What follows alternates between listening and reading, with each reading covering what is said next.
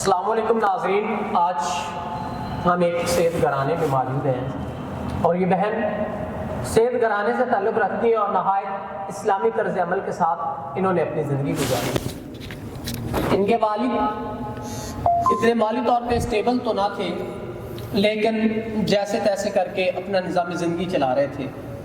ان کے والد کے جو بھائی تھے انہوں نے کچھ پیسے ان کو دیے ہوئے تھے، لیکن ان کے والد کی وفات کے بعد انہوں نے ان سے مطالبہ شروع کر دیا کہ آپ ہمارے پیسے دیں، ادروائز ہم آپ کے گھر پہ قبضہ کر لیں گے، اور انہوں نے کر بھی لیا۔ تو اب یہ چاہتی ہیں کہ جو میرا سگا چاچا تھا اس نے میرے ساتھ یہ ظلم کیا، تو میں اپنا جو بھی میرا قرض ہے وہ ادا کر کے میں اپنا گھر، میرے جو باپ کی آخری نشانی ہے وہ اپنے پاس رکھنا چاہتی ہوں۔ تو اس لیے یہ میڈیا پہ آ رہی ہے کہ اگر کوئی ایسا سنسیئر پرسن جو ان کے معاملات زندگی اور ان کی پریشانی کو سمجھ کے ان سے اگر نکاح کرتا ہے تو یہ اپنی زندگی کو بہتر طریقے سے چلا سکتی ہیں۔ تو آئیے باقی جو بھی معاملات ہیں ان سے جان لیتے ہیں۔ السلام علیکم۔ وعلیکم السلام۔ اچھا بہن، آپ مجھے بتائیں کیا زندگی کے معاملات، کیا پریشانیاں، آپ کے والد صاحب جب تھے کیسے حالات تھے، اب کیسے ہیں، کیوں آپ پریشان ہیں، یہ سب ہمارے ناظرین کو بتائیے گا۔ مالی حالات میرے بہت اچھے نہیں تھے، شروع سے ہی حالات بہت تنگ تھے اور گزارا بسر ہو رہا تھا۔ اپنے گھر میں اپنی چھت کے نیچے رہنا ایک رحمت ہوتی ہے اور میں اس رحمت سے محروم ہو چکی ہوں۔ میرے والد اور میری والدہ دونوں سید تھے اور ہم خاندانی سید تھے۔ میرے والد اور میری والدہ دونوں کی وفات ہو گئی کیونکہ حالات تنگ دستی بہت زیادہ تھی، ان کے علاج تک بھی پیسے نہیں تھے۔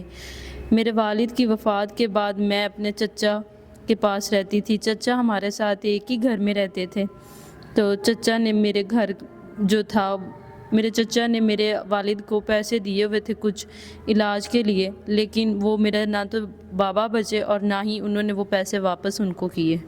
اب میرے چاچا مجھ سے ڈیمانڈ کرتے ہیں کہ میں ان کے پیسے واپس کروں، لیکن میں اکیلی عورت ان کو پیسے کیسے واپس کروں، کیونکہ میری ماں کو کافی موذی بیماری تھی اور انہوں نے کافی بڑی رقم لی ہوئی تھی۔ تو میں نے ان سے معذرت کی کہ میں قرضہ ادا نہیں کر سکتی آپ کا، تو وہ اب مجھے دھمکیاں دیتے ہیں کہ وہ میرا مکان چھین لیں گے، جو انہوں نے بعد میں چھین بھی لیا تھا، وہ اس پر قابض ہو چکے ہیں۔